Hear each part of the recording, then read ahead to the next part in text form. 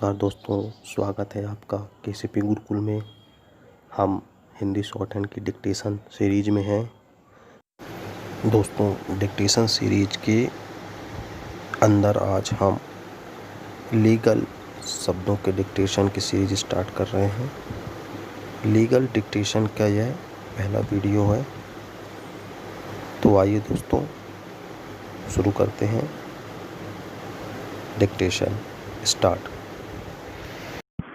Bhopal gas रिसाव दुर्घटना योजना 1985 भारत सरकार द्वारा भोपाल गैस रिसाव दुर्घटना अधिनियम 1985 के अधीन शक्तियों का प्रयोग करते हुए विरचित की गई थी। उसके खंड 5 में दावों के वर्गीकरण तथा रजिस्ट्रीकरण उपबंधित किए गए हैं। अपीलार्थी की ओर से आवेदन पर उप आयुक्त भोपाल गैस पीड़ित द्वारा विचार किया गया। अपीलार्थी का परीक्षण किया गया तथा छाती के एक्सरे सहित राज्य द्वारा प्रायोजित चिकित्सकीय परीक्षण के समय चिकित्सा फाइल तैयार की गई।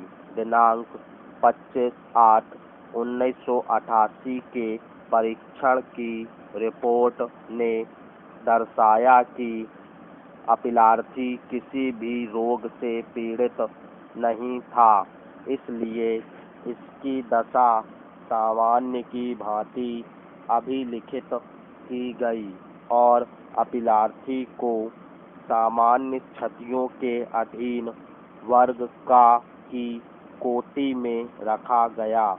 इस पर अपीलार्थी के पिता ने इस आधार पर प्रतिवाद किया कि जन्म के समय से ही अपीलार्थी को हृदय तथा श्वसन संबंधी समस्याएं थीं और उसका उपचार चोइथराम अस्पताल इंदौर में किया गया था।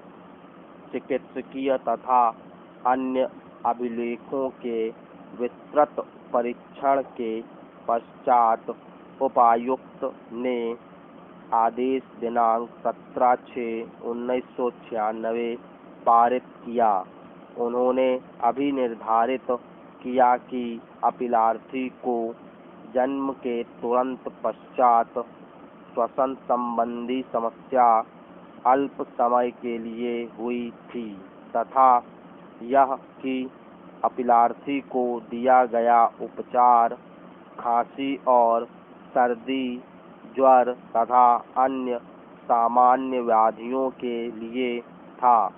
तथापि क्योंकि अपीलार्थी की प्रतिरोध क्षमता गैस के दुष्प्रभाव के कारण कम हो गई थी, उसे योजना के पैरा 5 के अधीन आने वाली कोटि अस्थायी आंशिक निःशक्तता के अधीन वर्गीकृत किया गया तथा ₹45,000 का प्रतिकर अधिनिर्णीत किया गया।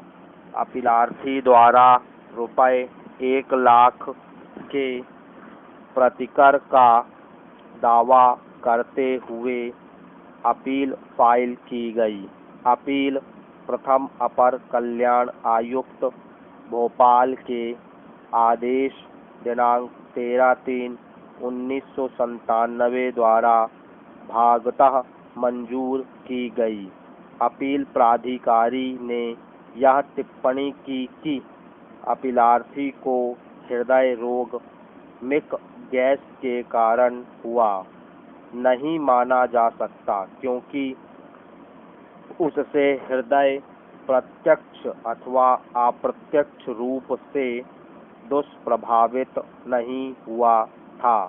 तथापि क्योंकि अपीलार्थी ने जन्म के तुरंत बाद निमोनिया से ग्रस्त हुआ तथा उसके पश्चात क्योंकि उसको वर्ष 1998 में ब्रोंकाइटिस से ग्रस्तता सहन करना पड़ी थी तथा श्वसन समस्याओं के लिए उपचार जारी रखना पड़ा, उन्होंने प्रतिकर को रुपये 10,000 तक बढ़ा दिया, जो कि कुल 55,000 है। अपीलार्थी ने अपर कल्याण आयुक्त के कथित आदेश के विरुद्ध अपील करने की ईप्सा करते हुए इस न्यायालय के समक्ष विशेष इजाजत याचिका फाइल की है। आपेक्ष के आधारों में से एक यह है कि अपर कल्याण आयुक्त ने अपीलार्थी को मृतक की भांति निर्देशित किया था, जो मनोनियोग के लागू नहीं करना दर्शाता है। दोस्तों, अभ्यास करते रहिए, सफलता अवश्य मिलेगी। धन्यवाद।